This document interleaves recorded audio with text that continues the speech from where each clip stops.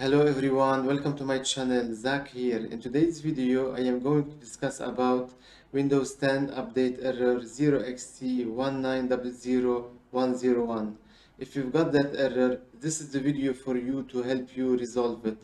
So now let's go to the PC and I will guide you step by step how you can resolve this error.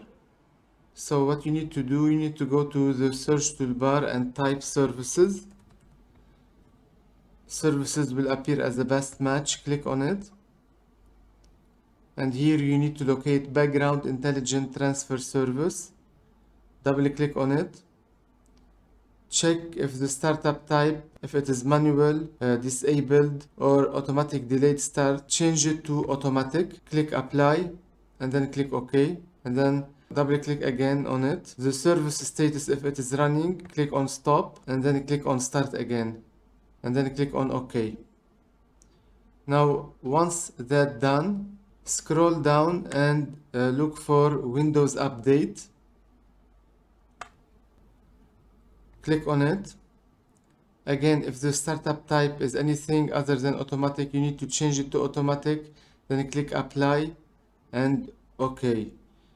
As well as double click again on it, and the service status, if it is running, click on stop, then start.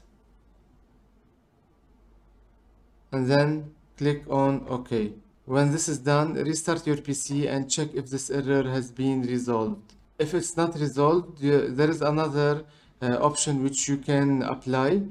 Go to the search toolbar and type CMD.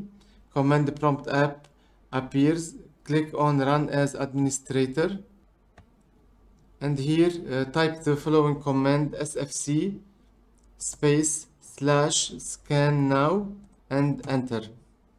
This process will take some time. Once the process is completed, restart your PC and this error should be resolved. With that, I have come to the end of this video. Thank you for watching it. Don't forget to subscribe to my channel to watch upcoming videos. Take care. Goodbye.